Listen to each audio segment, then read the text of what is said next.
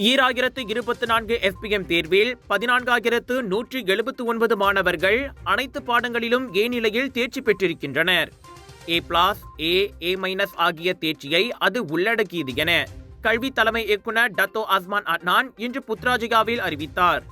முந்தைய ஆண்டில் 11,713 பேர் மட்டுமே அனைத்து பாடங்களிலும் ஏ பெற்றிருந்தனர்.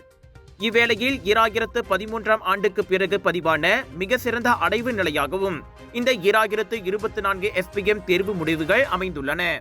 GPA எனப்படும் தேசிய சராசரி தேர்ச்சி விகிதம் 4.49 பதிவாகியுள்ளது. இதுவே முந்தைய ஆண்டில் அது 4.6 பதிவாகியிருந்தது. குறைவான GPA விகிதமானது சிறந்த அடைவு நிலையை குறிக்கும். அனைத்து பாடங்களிலும் குறைந்தது C தேர்ச்சி நிலையை பதிவு செய்த மாணவர்களின் எண்ணிக்கையும் ஏற்றம் கண்டுள்ளது.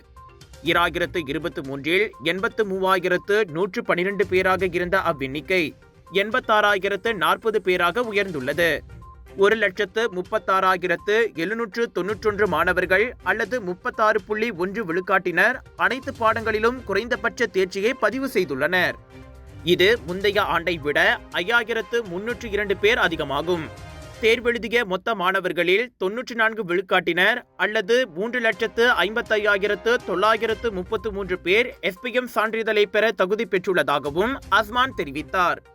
ராஜயோகாவில் அனைத்து கங்கைகளிலிருந்தும் கும்பகோண மகாமகத்தின் புனிதமான லட்சுமி குபேர வாஸ்து தீர்த்தம், ராஜயோகாவின் தனித்துவ தரம் கொண்ட சுண்ணாம்பு, ராஜயோகாவின் இயற்கை வல்லமை கொண்ட சீயக்காய், இயற்கையான சந்தன கட்டைகளிலிருந்து நிறைவான வாசம் கொண்ட சந்தனம், தெய்வீக வழிபாட்டிற்கு ஹோம குச்சிகள் அனைத்தும் உங்கள் ராஜயோகாவில். இது ஒரு சிம்லா மார்க்கெட்டிங் வெளியீடு.